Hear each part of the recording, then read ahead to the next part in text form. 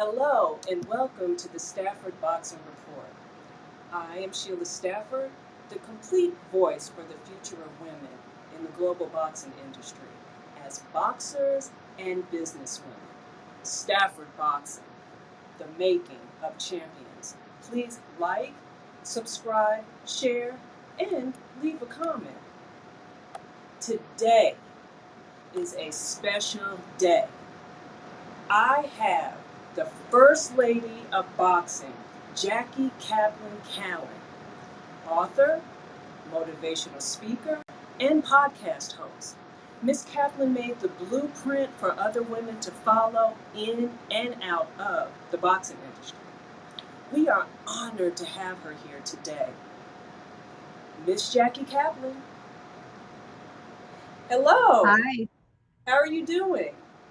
I'm wonderful. I guess you got that name off of my Facebook, where I have my maiden name and my former married name because I had been hacked. And so instead of Jackie Callan, I had to add my maiden name just to start a whole new page. Wow. But I'm actually known as Jackie Callan, and that's the name I go by. But it's so nice to hear Kaplan because that was my maiden name and I used it for so many years. Oh, wow. Well, first, I would like to say thank you for being here today.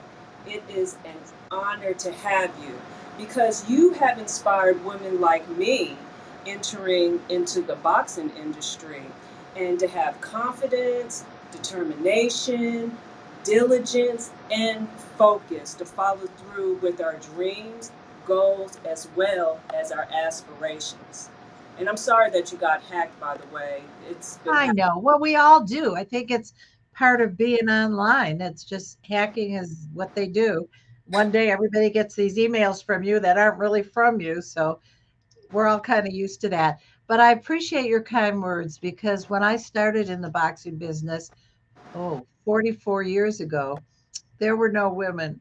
So it was Wild West, it was uncharted territory for females, both as fighters, as publicists, as boxing writers, certainly as managers and promoters.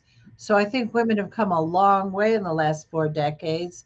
And I'm so proud to have led the march and kind of opened some doors because I think there's a lot of places for women in this sport. It just took, you know, the boxing world a little bit of time to realize that we have a place here as well. And I totally agree with you. So you answered my first question actually, because I was going to ask you, how did you get the name the First Lady of Boxing? Well, actually, I think because I was probably the first female that kind of ventured into this all male sport, but I got into it in a kind of a backdoor way because I started as a publicist for Emmanuel Stewart and the Kronk Boxing Gym. And that was after I had interviewed a young Tommy Hearns. I was a journalist. I was sent to do a story, and kind of fell in love with the sport. I thought it was such an intriguing sport. It was a one on one, no team behind you kind of sport. And only the strong survived. It was mano a mano. And I kind of saw boxing as a microcosm of life. You can get knocked down, but you got to get back up. And you can lose a round, but there's still another round to fight. And a lot of the metaphors in boxing applied to life. So I got sucked into the sport. And one day I just said, I'd like to really get involved more. I'd like to know more about boxing. And that changed my life. And you know what? I have talked about that to Graham and Mike, how a lot of the professional boxers now, and especially some of the youth, where we can use the sport of boxing as part of a mentoring program. Because, like you said, when you get knocked out, you'll stay down, but you have to think, am I going to get back up? Am I going to at least try to continue? But sometimes you can't get back up. I understand a knockout is very serious and it can be very powerful. So I totally get it, but I agree with everything that you said. So I want to go a little back. Now, you were also a consultant for, I believe his name was Mark Burnett, for a TV reality series. Am I correct? Yes, it was called The Contender, and it aired in, I think, 2005. And it was with Sylvester Stallone, Sugar Ray Leonard, and I was kind of the den mom to these 16 fighters, male fighters, so all lived together. And it was very, very interesting to do, to just watch the dynamics of what makes a fighter, and they're all different. And it's like any other walk of life, any other occupation, you're going to find good, bad, and indifferent, and everything in between. So it really inspired me to get to know even more about what makes a fighter. And now I'm in the development stage on a show called Queen of the Ring, which is a female boxing show, which is going to look for who is the best female fighter out there, who we may not know about yet. So we're going to start that this fall, and I'm very excited to do that. And every day is a new challenge. And I think that my connection to the boxing world has made me a stronger person as well. Because when you see what goes into a professional boxer's preparation, you realize that you have to really work hard for whatever you want. Nothing comes easy. And like you say, you do get knocked down, and sometimes you get knocked out, but that doesn't end your career. Fighters get knocked out and they come back and they redeem themselves the next fight and they keep going. And that's how we are in life. You know, I've had my setbacks. I'm sure you have. Everybody has. You know, we take the good with the bad, and that mixture is what makes us who we are. And that combination of ups and downs is what colors the tapestry of our life. It's what makes us interesting. Can't be good all the time, and thankfully it's not bad all the time, but it's really what we make of these ups and downs that make us who we are. And I like what you said is the key word, what we make of it. Because a lot of times when we are going through that hardship, that trouble, that, I don't know if I'm going to make it, or I just want to give up, there's always another way that we should look at things. And that's why I tell people emotions. Our emotions, they can be so powerful, and Yes. they could make put us in a situation far away from what we were even trying to do from the beginning.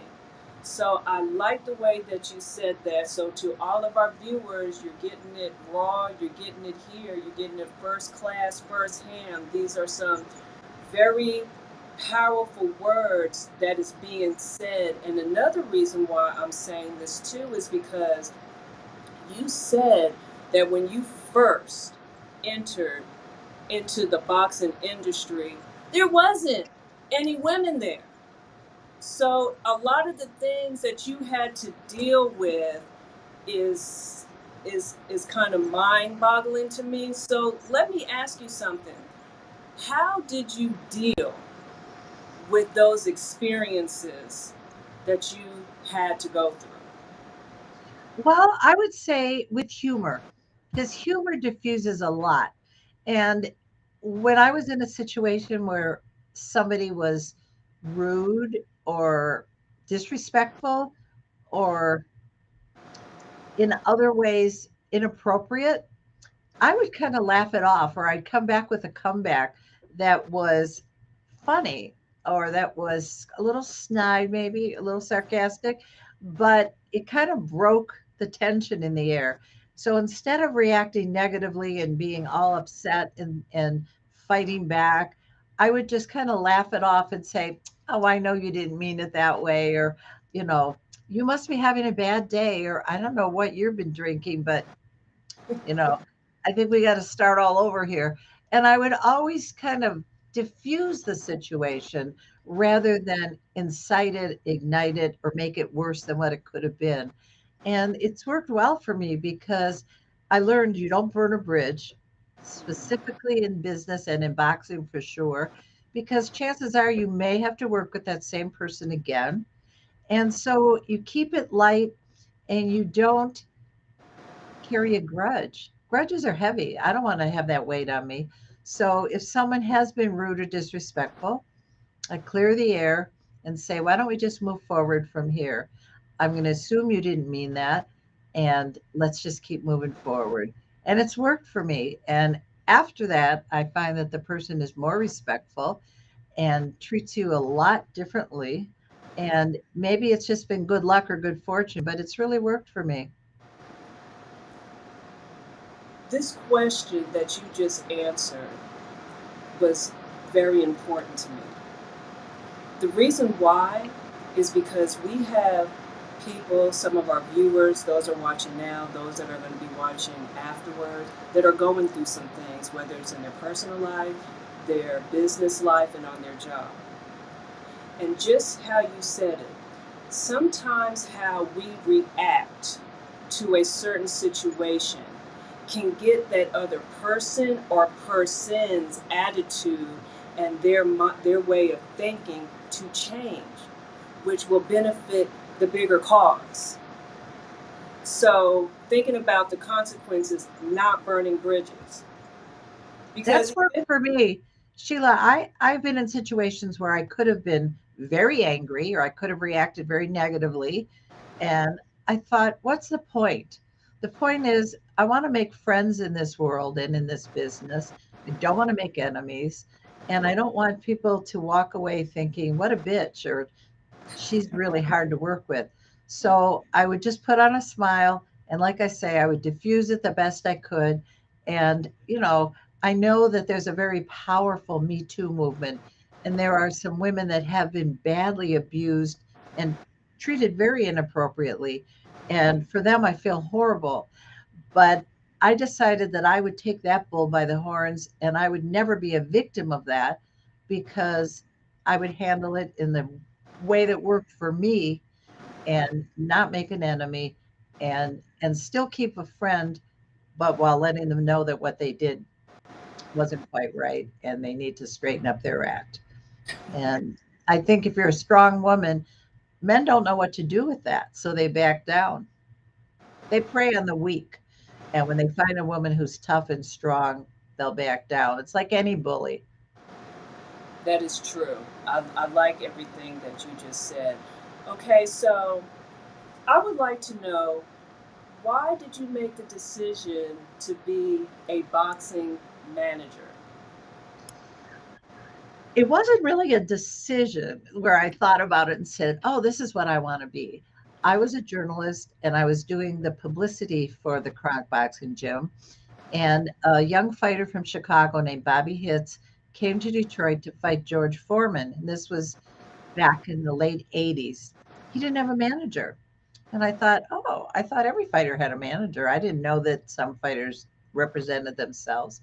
And I thought, well, don't you want a manager? I felt kind of bad that he was basically by himself. And he said, well, maybe that would be, a good idea. And I said, well, let's talk about it. Well, he didn't win the fight, but I decided I'd still like to work with him. And so he was kind enough and insightful enough to let me take the reins and manage him. And it was just a great experience for me. And he and I are still best friends. He's a big promoter now in Chicago. And we have a wonderful friendship that was built out of trust. He trusted me to manage him, and that I trusted that he would be loyal, which he has been. And while we were in the gym working together, other fighters saw me working with him and said, wow, maybe it's not so bad to have a female manager. And it opened the door for other fighters to approach me. And that's how I got James Toney, who became my first champion, and Kenny Gould and Bronco McCart, and so many of the other wonderful young men and women that entrusted me with their careers. That is amazing. Now, what is the boxing manager's responsibility to the fighter? Wow, that's a great question because it differs. I know it's different with the men managers, because a lot of them it's a business deal. They negotiate the contracts for the fighters' fights, um, and they represent the business end. Now, me being a woman, I'm much more nurturing. I'm kind of a surrogate mother to a lot of the fighters. And so for me, it involved going shopping with them, tutoring them on how to do interviews, for some of them, helping them get their GED. I got very involved in their families and their girlfriends and their wives, and now their children and grandchildren. I hate to say it, I've been doing it so long that a lot of the fighters I worked with are grandfathers now. And my job was more than just negotiating contracts, it was negotiating life. It was helping a guy buy his first car, get his first mortgage on his first house, dealing with his wife or girlfriend's pregnancy, just so many little life lessons that were certainly out of the ring, as well as taking care of the business in the ring. So for me, the managerial role is a lot broader than it might be for some of the men. It really is, because this is the first time that I've even heard of everything that you just said. It was like you were a manager, you were a mentor, and like you said, because women we are nurturing. It's like Mhm. we're the other mother. That's deep. I just that is It is. unbelievable.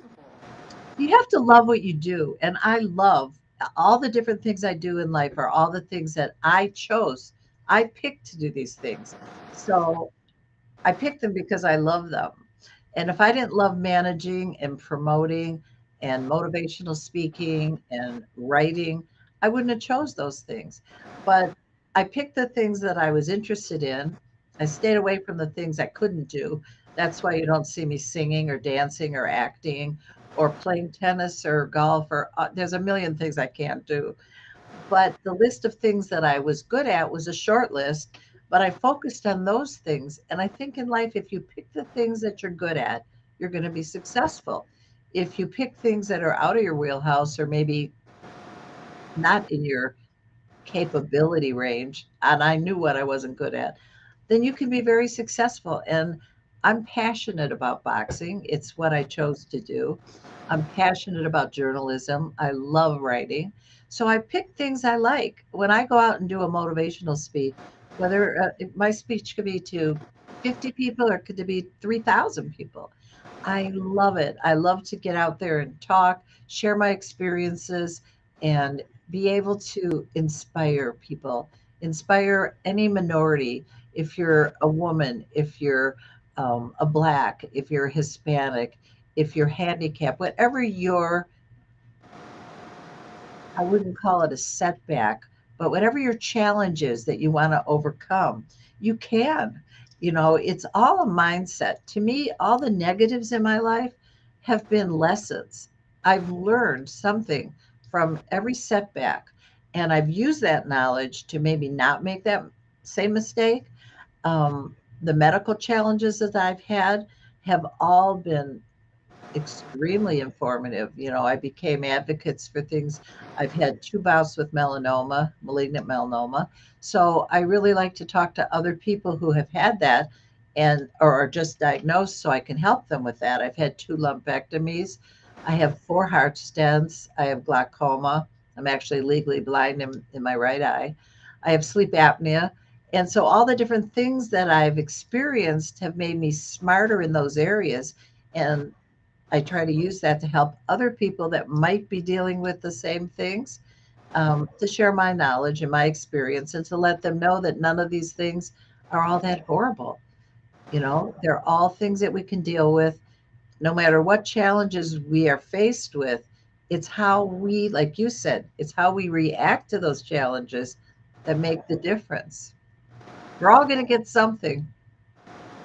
And you are absolutely right. And everything that you said really touched my heart. And I know that it has touched everybody else's heart, because for you, for everything that you've been through, and you, when I say putting it aside, I don't mean like you've just forgotten about it, but like I said, you see the bigger picture. I Of always course. say it's not about us, it's about those that are here and those that are coming after us. So, your teaching and your words of wisdom and your experiences, everybody is really going to learn from from it all. So once again, I have to say, I really do appreciate you. I didn't even know you had experienced what it was that you have experienced. And to be here looking as beautiful as you do and vibrant and glowing, I love it. Well, you know what? These are, to me, these are just things that happen to us in life. There are worse things, and I've always believed to look at the big picture. So I look at things that could be worse, and I'm grateful. And I think gratitude's a big part of my life. I wake up every day and I'm very grateful for another day. And I think, what can I accomplish today? Who can I help today? Who can I impact in a positive way? And that makes our life so meaningful. And to sit and have pity parties, which are the worst parties, I don't want to go to one and I don't want to have one. But there's a lot of people that I feel they need to sit there and feel bad for themselves. Like, oh, poor me, I broke a nail or I'm having a bad hair day. I look at the bigger picture and I think I am so blessed and I have so many wonderful things that are happening to me and have happened to me that, yeah, we're going to have some bad things. You know, I had a husband that walked out on me after 30 years. Oh, well, divorces happen. I'm not the first woman that was ever left, and I certainly won't be the last woman that's husband wanted a divorce. But I moved on, and I have someone special in my life now, as does my ex. We're all friendly, and that's the best way to go. I'm not going to stay mad at someone for a choice that they made that was better for their life and turned out fine for me as well. So it, like we said earlier, it's what you make of these things. You can be a victim or you can be a victor. And I'm victorious.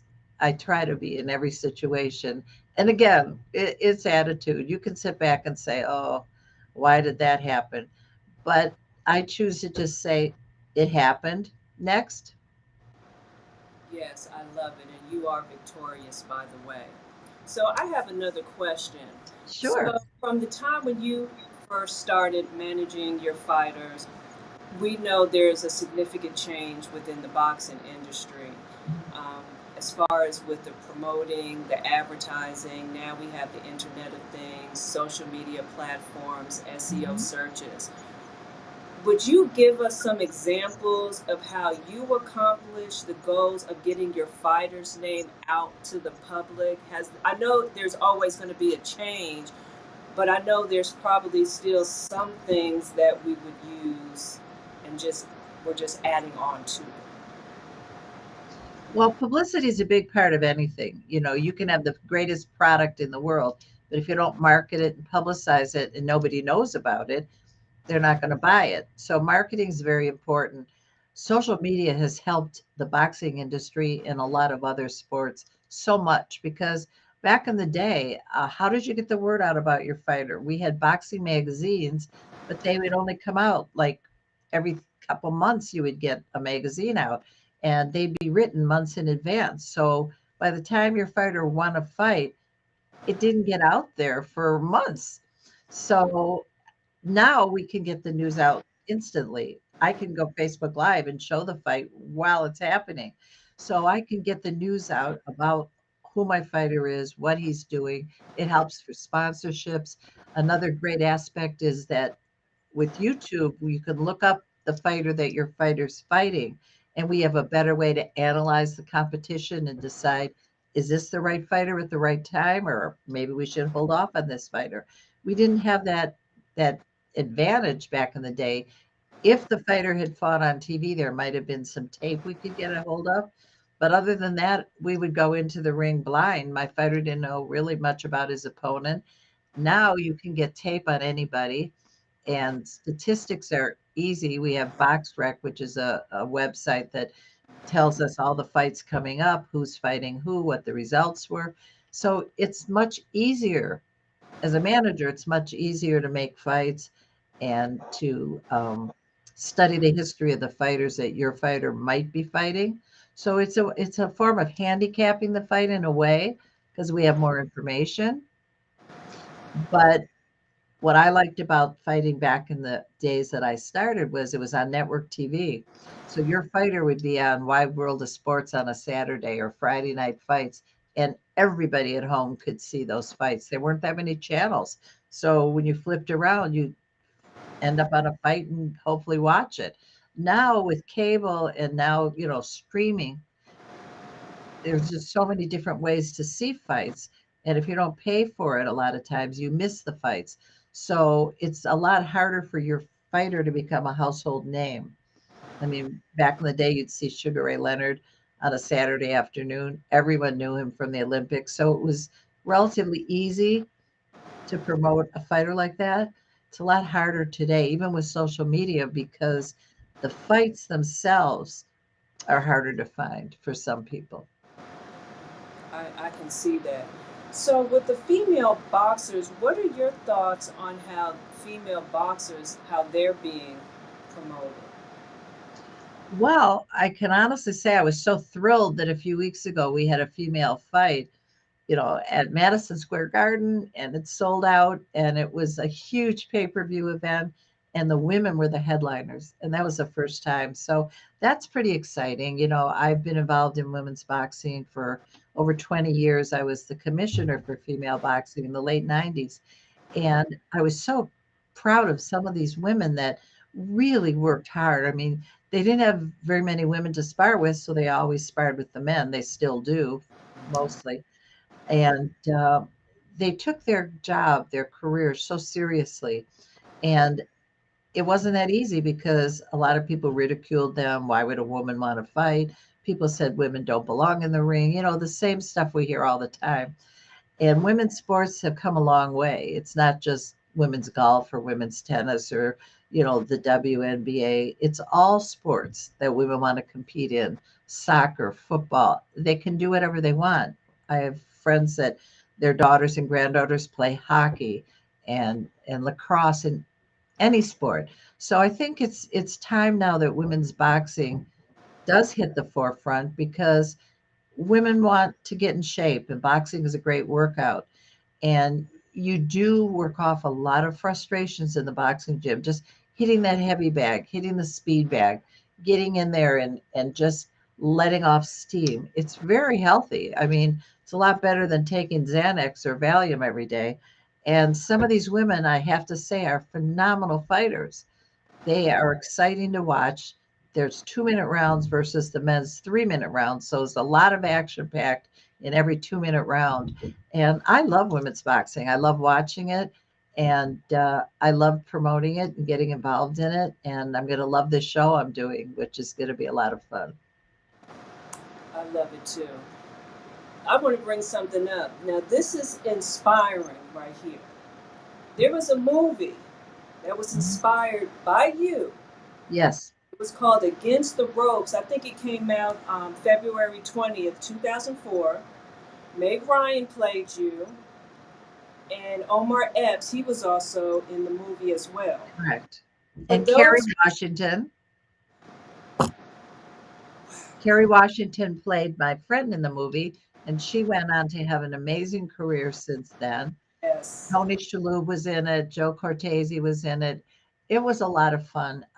It wasn't the real story. They deviated so much from the actual story.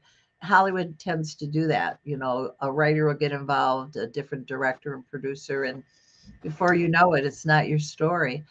But I think the fact that they did a movie about a woman in boxing, that was great. And it showed other women, go for it. If there's a sport or a business or an occupation or career that you want to get involved in and it's mostly men, so what? Go for it. what's stopping you? Absolutely nothing but how you think. Nothing stopped me. And I tell every other woman, and they'll say, well, I want to be, I want to get into, such and such a career. I want to be an attorney or, I want to get into, engineering. Well, just do it. Don't let anybody tell you you can't do it. The only thing that could stop me is myself. If I decide I don't want to do something for whatever reason, I won't do it. But nobody from the outside is going to tell me you can't do something. That's not going to happen. Facts. And what we say is no cap, because everybody who's listening and everybody who's going to be listening, like it was just said, the only person that can stop you from reaching your goals and the destination and that journey that you are going to be walking on and running sometimes and crawling sometimes is going to be you and the way that you think. All That's that right. negativity is gone. Positivity. We're You're the mind of 100% right. travel. You're 100% right because it's your mental attitude. If you say I can, then you will. If you say I can't, that just means I don't think I can, I won't. There's no such thing as you cannot. You can. Facts. And we all can. Yes. What are some gold nuggets that someone gave you that you turned into a gold mine in the boxing industry? Well, I think they're basic life lessons that apply to anything, not just boxing. One of the things that meant a lot to me was I was told to just be yourself, and so I never tried to dress down or act like one of the guys. I always was myself. I kept my hair, my nails, my makeup, my outfits, my high heels, my jewelry. I was who I was and I am who I am. So it was a question of either accept me for who I am or don't. But I wasn't going to change to fit someone else's idea of who I should be or what I should be. And I don't think anyone should ever do that. Be genuine, be yourself, because that's the only person you really know how to be is who you are. Smile a lot, like I said. Humor is important.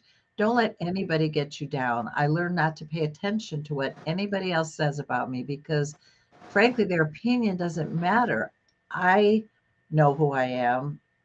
That's really all that's important. I don't let other people's jealousies or misconceptions apply to me. I just don't. You develop a thick skin, and that's important in any business is to develop a thick skin. You can't run and cry and feel bad about everything because not everybody's going to like you in life. And that's okay because we don't like everybody. And it's okay. You surround yourself with a small circle of loyal friends who do care about you.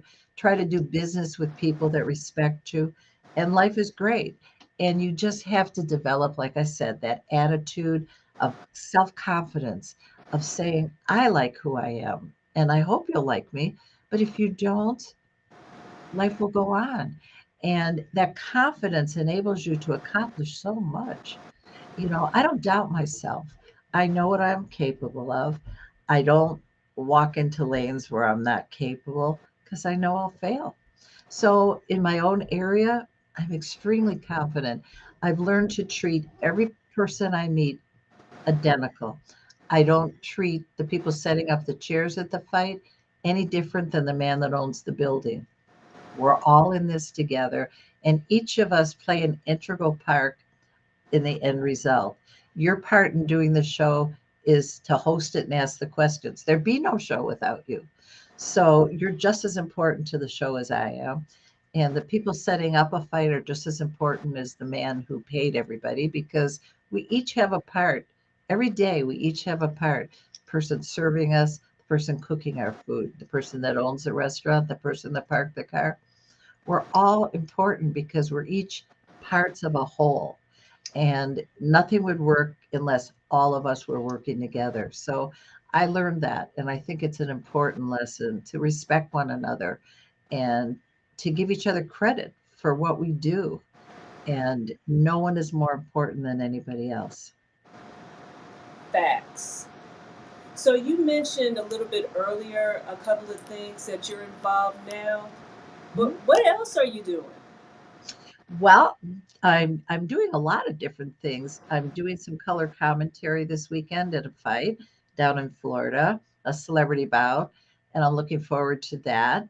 And like I said, I love doing my motivational speaking. I love to get in front of a group of people and kind of tell them my story and to motivate them the best that I can. I have a book coming out. It was written about me this time, and it's what they call an authorized biography. And it's called Against the Odds, the Jackie Kallen story. So I'm really, really happy about that. I was approached to do a show that's a combination of the Golden Girls, Love Connection, and the Real Housewives. So we're getting together a group of women of a certain age, and I'm going to be kind of their, I don't know if it's a matchmaker, advisor, whatever, but I'm going to try to help these women find love at a kind of an older age, so to speak. Okay. And so I think that's going to be a lot of fun. I'm looking forward to doing that. And I'm taking the lead role in a movie this summer, and it's called One's Honesty, and it's a movie about teen suicide. And I'm excited about it. I've never done acting before, but I'm hopeful. I'm hopeful that I'll do a good job. I don't want to let anybody down. And the subject matter is so important to me because I think there's so many young people today that are confused, conflicted, and see that as the only way out, and it's not the only way out. So this will be shooting in August, and I hope to do justice to the subject. And, every day is a new challenge. And I like to cross whatever bridge is in front of me. And so I never know from one day to the next what opportunity is going to present itself. I do a podcast similar to yours, a boxing podcast, which I love, Out of the Ring. And I just think that life is full of so many wonderful opportunities if you're open to it. A lot of people, something will come along and they'll think, oh, I can't do that, or that's too much work, or I don't have time for that. But you do have time for that. It's about time management. And if something intrigues you and you think you can do it well, do it. Go for it. There is time. You'll make time. But I just don't want to leave anything on the table. I don't want to pass a good opportunity up. So for me, if it presents itself and if it's something I think I can do, I'm going to do it. And you're going to do it great and gracefully and with some great honor. I'm excited for you, and I'm really happy for you too. What are some gold nuggets that you can leave with the listeners to where they can turn those gold nuggets into a gold mine? Can you phrase that in a different way? Say it again, but put it to me a little differently. Like, what are some suggestions that you can give to our viewers that they can use and they can keep it with them for like a lifetime? Some words of wisdom. Well, a lot of it's what we were talking about already. It's that belief in yourself. And that's the hardest part, I think, because I know a lot of very gifted, talented people who just don't believe that they're as good as they are.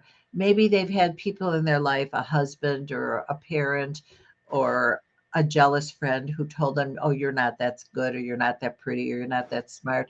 You can't let, or you're too old. I'm closer to 80 than to 70. I'm 76 years old, and I still feel like I can do whatever I want. I feel that I have a lot of good years, God willing, left. I don't let negatives affect me. And that's what I would tell most people. Don't listen to the negative voices, whether they're in your own head or whether they're coming from outside. Just block them out. Just stay focused on yourself and what you want to do. Don't let other people affect that or try to bring you down, because they will. People have a tendency to do that. If you're doing really well, they're jealous and they might tell you something that's negative just to kind of bring you down to their level. Don't listen. Don't listen to negative voices, including your own. And that's hard. I'm not saying that's something easy to do, especially if you're a person that's been kind of talked down to or had a lot of negativity in your life. It's very hard to reprogram that, to delete those old messages and put in new messages. You have to really work at that. But look in the mirror, look at yourself, and you'll realize that you're prettier and smarter than a whole lot of other people. You really are. You just might be comparing yourself to an unrealistic goal. but accept who you are and honor who you are. Be happy with who you are. And again, treat people kindly because I find that people react to that in a very positive way. If you're in a restaurant, you get served something, it's not the way you want it. Don't yell at the server. She didn't make it anyways, or he. But with kindness and a humbling attitude, people will go overboard for you. When I go to return something, a lot of places don't take things back. But if I put it in a nice enough way, they'll take it back. If they like you, they will do whatever they can for you. If they don't like you, forget it. So likability is a big factor. And likability comes with kindness and it comes with acceptance that you got, you're not going to win every situation and you have to accept loss with humility. That's what I'm trying to say. Be humble. If you don't get your way, okay, you didn't get your way today. Tomorrow's another day. But don't yell at people. Don't take all your frustrations on other people because they'll end up not liking you. And when that happens day after day, you'll find there's a whole lot of people that don't like you and they don't want to go out of their way for you. So try doing it the other way and compliment people a lot. Find something nice in everybody. You know, I've found that it's like a magic wand. I'll have this really grumpy, irritable weight person come up and, I can tell they're having a bad day. And just by saying, wow, you look really nice today, or, you know, I'd love to see you smile. You look like you have a really nice smile. And then when they smile, you change their whole day and open a door for somebody. I've picked up a bill for someone in a restaurant that was eating alone and they just looked so down. And I'll go up and say, can I treat you today? I would love to do that. Little things mean a lot and they make you feel better than the other person, truly. I do certain things and it just makes me feel like $1,000,000. So I think I would tell people to just be a little kinder, a little more patient, a little more humble. Everything you said was correct because a lot of times when we encounter people, like I said before, a lot of people are going through some things. And like you just said, just saying some kind words or even just smiling and saying, thank you, you're welcome, please. Those are simple things that we should all know how to do. And it does change the whole aura of the whole situation. So I want to say thank you. I want to say thank you again for taking the time to Oh, sit of here. course. I loved your questions, and you seem to be in agreement with me on a lot of things.